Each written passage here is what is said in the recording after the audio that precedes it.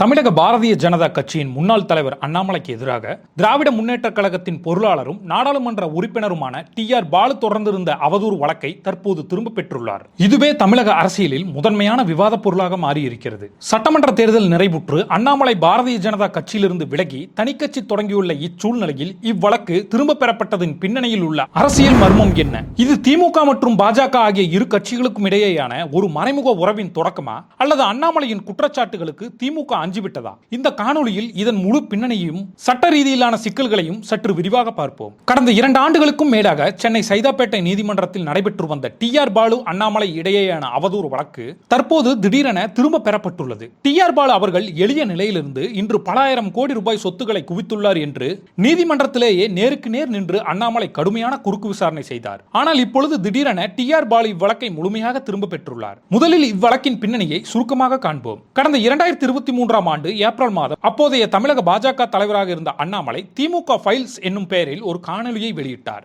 அதில் திமுகவின் முதன்மை தலைவர்கள் மீது பல்வேறு ஊழல் குற்றச்சாட்டுகளை அடுக்கினார். குறிப்பாக நாடாளுமன்ற உறுப்பினர் டி.ஆர். பாலு, அவருடைய மகன் டி.ஆர்.பி. ராஜா மற்றும் அவர் தம் குடும்பத்தினருக்கு சொந்தமாக 21 நிறுவனங்கள் உள்ளன என்றும் அவற்றின் சொத்து மதிப்பு மட்டுமே 10,000 கோடி ரூபாய்க்கும் மேல் இருக்கும் என்றும் அண்ணாமலை வெளிப்படையாக குற்றம் சாட்டினார். தன் மீது சுமத்தப்பட்ட குற்றச்சாட்டுகள் அனைத்தும் ஆதாரமற்றவை, தன்னுடைய நற்பெயரை கெடுப்பதற்காகவே திட்டமிட்டு சொல்லப்பட்டவை என கூறி சென்னை சைதாப்பேட்டை நீதிமன்றத்தில் அண்ணாமலைக்கு எதிராக டி.ஆர். பாலு அவதூறு வழக்கு ஒன்றை தொடர்ந்தார். கடந்த சில மாதங்களாகவே இவ்வழக்கு சென்னை சைதாப்பேட்டை நீதிமன்றத்தில் மிக தீவிரமான விசாரணைக்கு உட்படுத்தப்பட்டு வந்தது. இந்த ஒரு வழக்கிற்காக மட்டும் அண்ணாமலை இதுவரை 5 முறை சம்மன் பெற்று நீதிமன்றத்தில் நேரில் ஆஜரானார். நீதிமன்ற விசாரணை நடைபெற்ற பொழுது அண்ணாமலை தரப்பிலும் டி.ஆர். பாலு தரப்பிலும் அடுக்கடுக்கான கேள்விகள் எழுப்பப்பட்டு குறுக்கு விசாரணைகள் அனைத்தும் விறுவிறுப்பாகவும் மிகுந்த முக்கியத்துவம் வாய்ந்ததாக நடந்து கொண்டிருந்தன. இத்தகையதொரு சூழ்நிலைதான் இவ்வழக்கின் அடுத்த கட்ட விசாரணை நேற்று சைதாப்பேட்டை நீதிமன்றத்தில் நடைபெறவிருந்தது. ஆனால் அனைவரையும் வியப்பில் ஆழ்த்தும் வகையில் காலை டி.ஆர். பாலு இவ்வழக்கை திரும்ப பெற்றுக் கொள்வதாக அதிரடியாக அறிவித்துள்ளார்.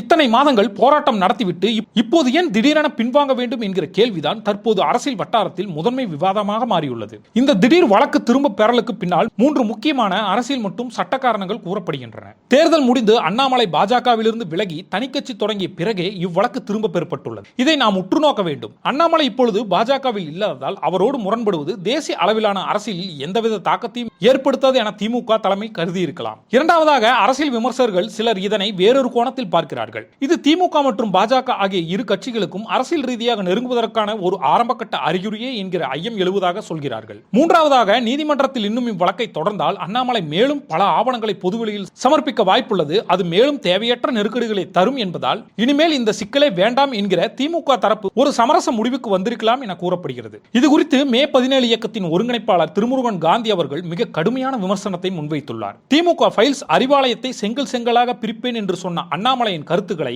திமுக ஏற்றுக்கொள்கிறதா இல்லையா என்பதை அவர்கள் தான் விளக்க வேண்டும். அண்ணாமலையின் மதவெறி தூண்டும் பிரச்சார பயணத்திற்கு எவ்வித தடையும் இல்லாமல் அனுமதி அளித்தது மட்டுமின்றி அண்ணாமலைக்கான உதவிகளை திமுகவின் மூத்த பொறுப்பாளர்களும் அமைச்சர்களும் செய்தார்கள் என்கிற குற்றச்சாட்டை இங்கு பல தோழர்கள் வலிமையாக முன்வைக்கிறார்கள். இன்று தாவேகாவை எதிர்க்க வேண்டும் என்பதற்காக திராவிடத்தை இழிவு செய்த மாரிதாஸ், சாட்டை துரைமுருகன் போன்றவர்களின் காணொலிகளை திமுக தகவல் தொழில்நுட்ப அணியில் உள்ள மூத்தவர்கள் பலரே இன்று ஆதரிக்கிறார்கள், பகிர்ந்து கொள்கிறார்கள். இது என்ன வகையான அரசியல்? இதே ஆதரவை இங்குள்ள முற்போக்கு இயக்கங்களுக்கு திமுக என்றைக்காவது கொடுத்துள்ளதா?